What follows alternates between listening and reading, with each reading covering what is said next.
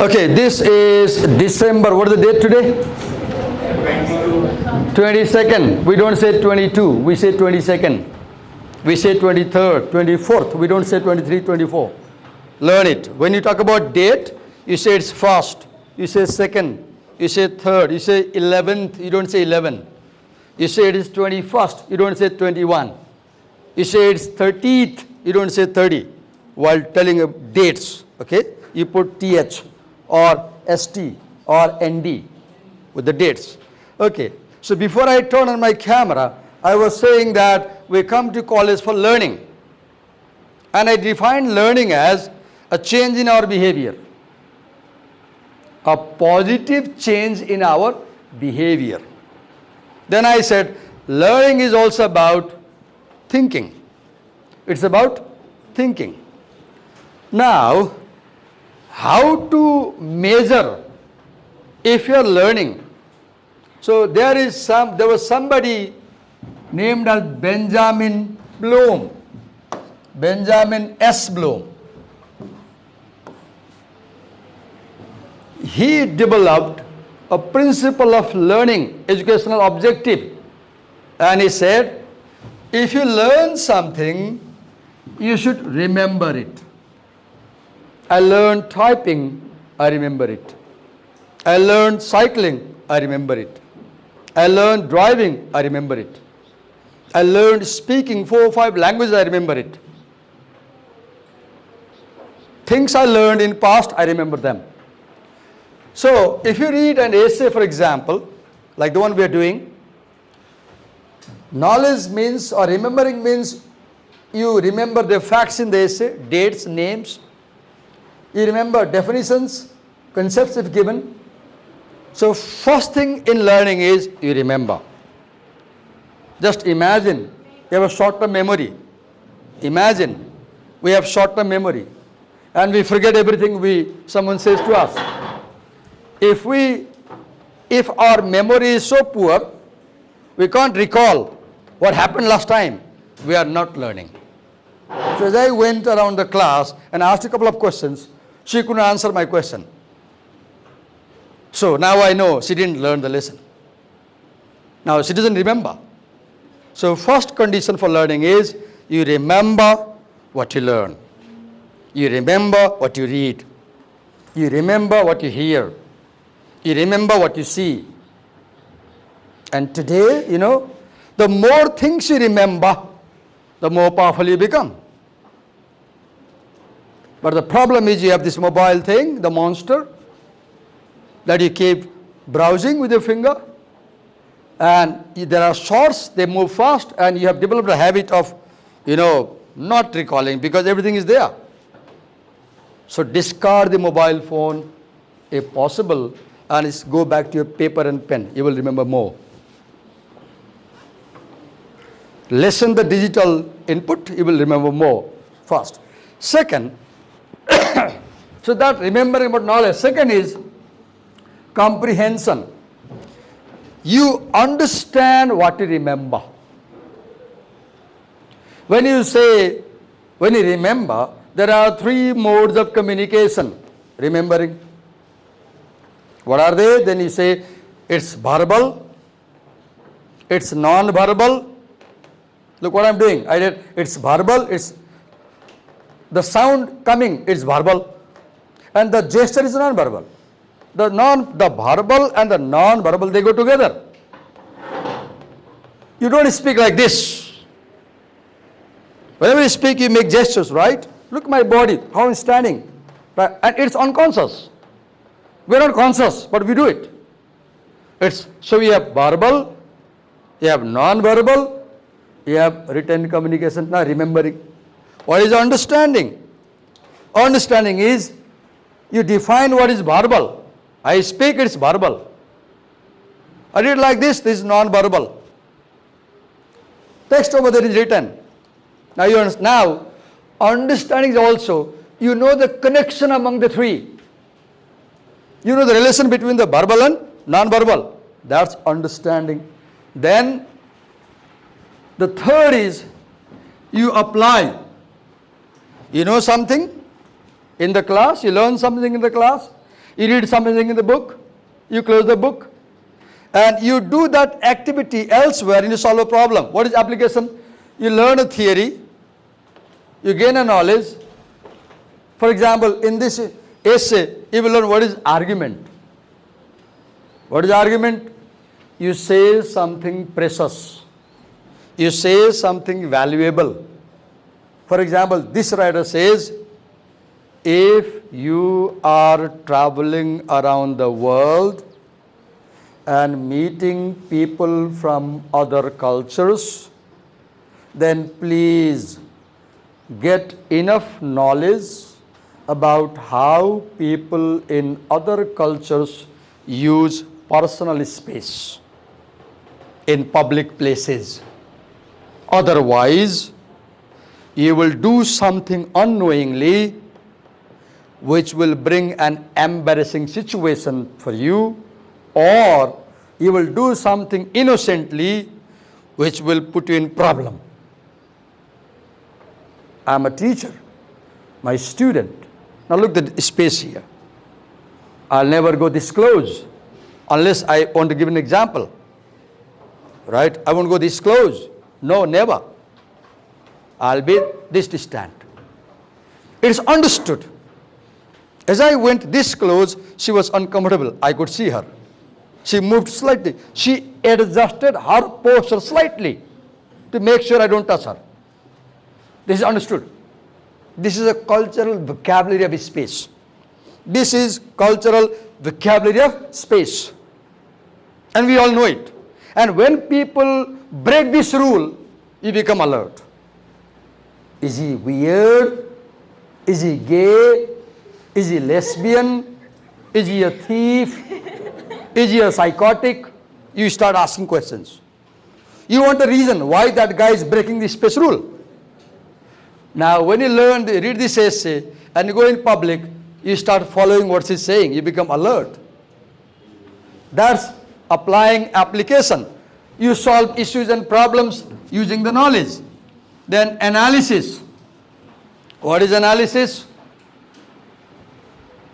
While analyzing something, you separate it into parts. Head, neck, torso, legs. Right now, I divided my body into 4 parts. Or I could say head, torso, legs, 3 parts. First you separate. While analyzing, you separate parts of something. Why do you separate? To see them clearly, understand them clearly. I want to know the function of head only. So I separate and study about it. Then you see the relationship between the two. Analysis is separating parts and then seeing the connection. Seeing the connection is more about synthesis.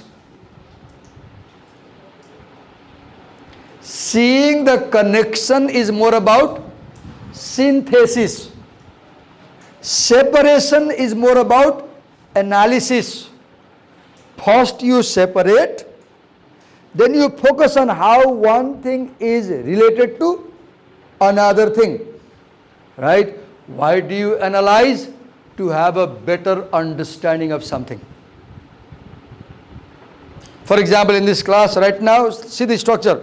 This part of the class is called teacher's explication. This part of the class, last 10 minutes, is called teacher's explication. The teacher is making you understand some fundamental concepts which are related to the lesson. Part 1 of the lesson. Later, I may ask you, okay, tell me what I explained. That is production. You produce what I told you. You tell me, and then I know if you got it. Then I may have a test, evaluation. Everything has different parts. Separating these parts is called as analysis. seeing their interrelationship is called as synthesis. Making something new is called as synthesis. You listen to her, you listen to her, you listen to her, you listen to her, then you make your opinion. When you were listening to each of these girls, you were analyzing their views. You listened to them. You processed what they said. Then, as a response to what they say, you make your view. The view you make is the synthesis. The view that you make is synthesis. Listening to others one by one is analysis. First, analysis takes place, then synthesis takes place. There is no synthesis without analysis. There is no synthesis without analysis. Okay, then evaluating. You analyze, you see each of the parts, you see how one part fits into another, and then you judge. What is evaluation? You ask a question. How useful this item is for me? You ask a question. Does this thing solve any problem I have? You ask a question. How useful this object is for me? You ask a question. How useful this English class was? Did I learn something new in this class? Was there something I did not know, but I knew after attending this class? Was there something I did not understand before this class and now I understand? Has attending this class enhanced my outlook of the world? Has participating in this class made me critical thinker? Has attending this English class helped me change my life in a positive way? If these questions have positive answer for you, then you will say, oh, this class was fine. If these questions bring negative answer for you, then you will say, oh, this class was not good. Evaluation is separating the grain, wheat, or from the chaff. Separating what is more useful from what is less useful. That is called evaluation. Passing judgment. How good something is, how good knowledge is, how good learning is. For example, in the essay that you are doing now, if you evaluate, there is a problem. In paragraph 4, in the thesis statement, there is a problem. In the video, where I analyze paragraph 4, I talk about the problem. Can somebody tell me what is the problem?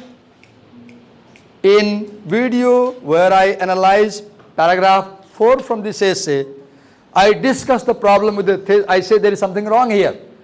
The writer makes a mistake here, and I point out the mistake. Can somebody tell me if you have watched the video? No. This is my habit. I post a video, I say watch it. In class, I pose a question from the video. Now the problem is, in the thesis she first says, space use differs from culture to culture, one idea. Then she says, space use differs within a single country from group to group, second idea. Then she says, space use differs between male and female also, third idea. First idea, second idea, third idea. Thesis statement. But in the discussion section, what mistake she does? She first discusses culture to culture differences.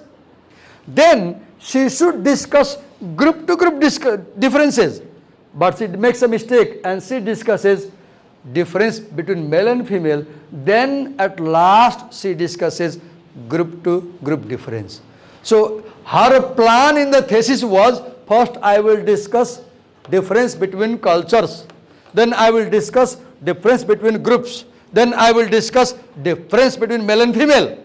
That's her plan. But in the body section, she makes a mistake. Maybe she forgot. She first discusses culture and culture, then she discusses groups and then she discusses male and female, then finally she discusses group and group. What I did? Right now, I evaluated her essay. I judged her essay. Second, I can say, Lisa Davis is an American. She wrote her essay for the American audience. I'm a Nepali, and some of the ideas she says about space use do not apply in Nepali culture. So her essay is not very useful. So I want to do a research about Nepali people's habit of space use. That's evaluation.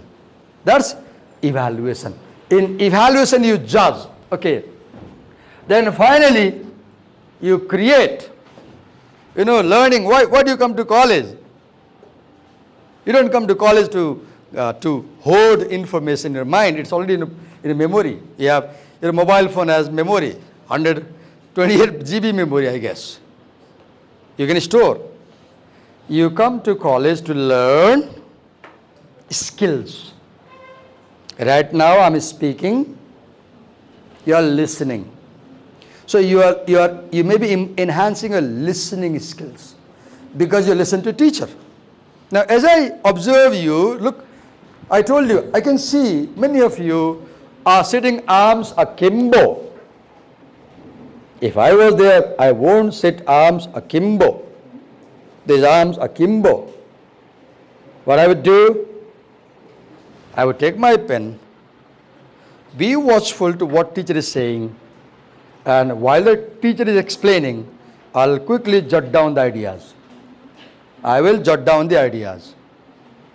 Many of you are not noting down what I'm saying. When the class ends, your paper will be blank.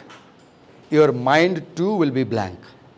Because the characteristic of human mind is that it easily forgets. It easily forgets. Do you remember last time what your teacher said, who had come to make you meditate?